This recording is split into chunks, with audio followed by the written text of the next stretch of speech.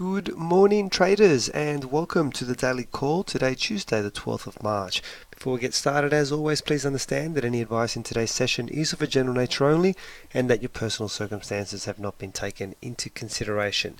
Okay, let's have a look at what's happened in yesterday's markets. The only data release came from the US. We saw the retail sales come in at 0.2, which was higher than the forecast, and the core retail sales number come in at 0.9, higher than the forecast again. Even though the data was stronger than forecasted, all eyes were on this set of data because the data that was released for these figures in December was so badly missing the mark by about $4 billion that everybody thought that perhaps there was a glitch in the data. So January's data was more of a confirmation to see if what happened in December was in fact correct or not. And the bad news is, even though it came in stronger than forecasted, it confirms that December's data was one of the worst since 2007, and we still haven't improved so much. So my point being, even though the data was better than forecasted, it was negatively impacting on the US dollar last night. That's pretty much all that's happened yesterday. Time to have a look at our chart of the day.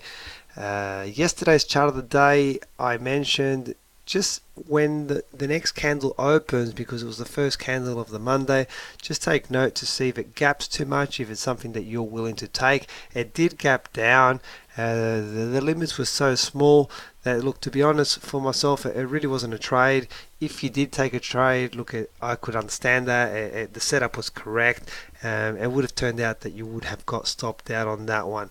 If you look at the figures, there was only like about 13 pips. I didn't realize that when I posted it, and add the gap to it, there really wasn't that much parameters left in that trade. So go back and have a look at that. Before I show you today's chart of the day, I just want to quickly mention last night's trading room for those of you who attended and basically registered for it. We did take a live trade in the room. After we closed the room, it was a Euro Yen 15-minute trade. We did a London morning session short-term trade.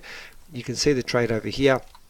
We opened our trade over here based off this inside candle on a pivot point, and the trade went down and hit our target. So just basically showing you just the outcome of that for those of you who were in the room and saw that one. Alright, this morning's chart of the day is the Euro Kiwi on a daily timescale. You can see here that this support level has been respected once, twice. We are there now for a third time.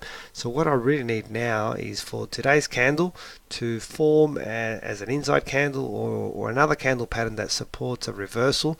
Then if I do get that, then basically I'll be ready to trigger and try and bounce off this support level one more time. So let's see if it plays out for us. Add it to your hot list. It's not ready this morning, but it could be ready tomorrow morning, and let's see what happens on that one. Euro New Zealand daily time scale. Okay, what's on the agenda for the session which is about to kick off? We have at 11 o'clock this morning from the US, Fed Chair Powell will be speaking. Then this evening at 8:30 from the UK, we have GDP numbers and manufacturing production numbers. Then at 11:30 from the US, we have CPI and core CPI due to be released. That pretty much wraps up the session, guys. Don't forget, if you do want to register for your platinum free trial, just go onto the website, click on the register button and enter your details. All the instructions will come to you. You can get access to the trading rooms, the SMS alerts, and the rest of it.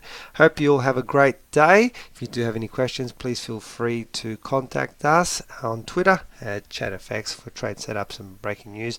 Most importantly, hope you do have a fantastic trading day. I'll talk to you tomorrow for the Daily Call. Bye for now.